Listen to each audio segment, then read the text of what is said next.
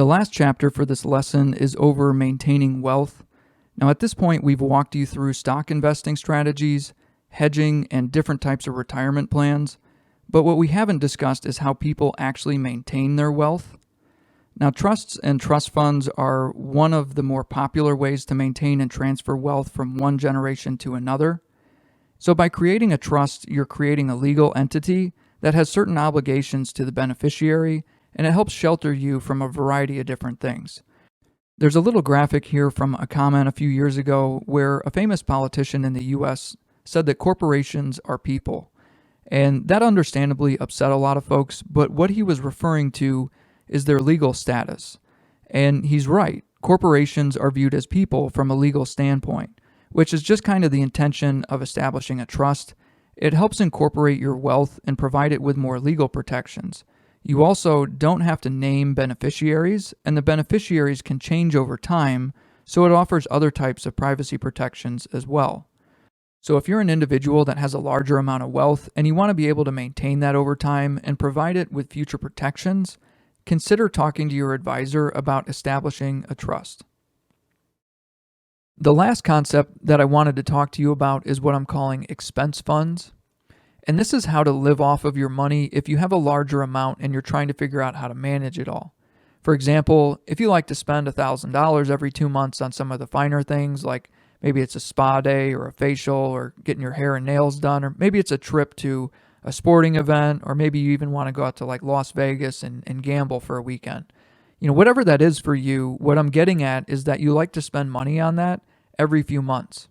So it's fair to assume that in retirement, or if you have a large enough amount of money to live off of, that you're still going to want to cover those expenses. So how do you have your investments generate that money for you so that you don't have to contribute anything, and every few months you just automatically have that money available to you to spend on those activities? Using this example, spending $1,000 every 2 months is $6,000 per year. And if your investments are, in general earning an 8% annual return, in order to produce that $6,000, you need investments worth $75,000.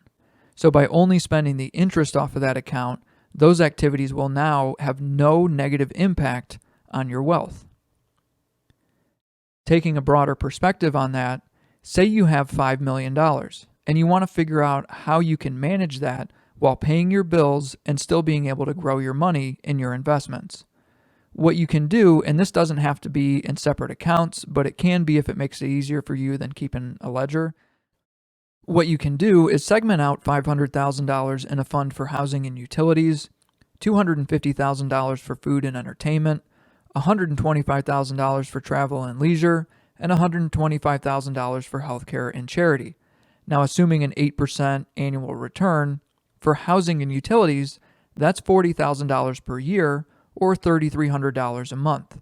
For food and entertainment, that's $20,000 per year or $1,700 a month.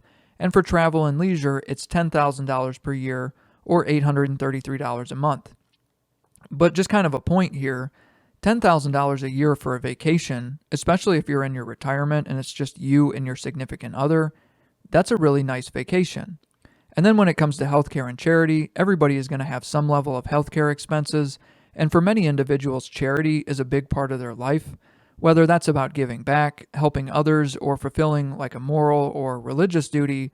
There are many reasons why we should all consider participating in charitable activities. Then ultimately, going back to your total net worth, these amounts here add up to $1 million, meaning that you would have $4 million remaining for your investment fund.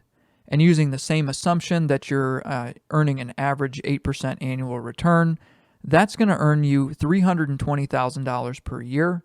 And if you're just reinvesting those earnings, after 5 years, you're going to have $6 million, and it will continue to grow from there. So you will want to adjust your expense funds for inflation, but maintaining that balance while continuing to grow your investments will put you in a position where taking advantage of trusts and trust funds now become a necessity. Essentially, it's just taking advantage of the idea that you're only spending your interest and you don't touch the principal. Of course, this could look quite different based upon your priorities, but hopefully this inspires you to think about how you would do this.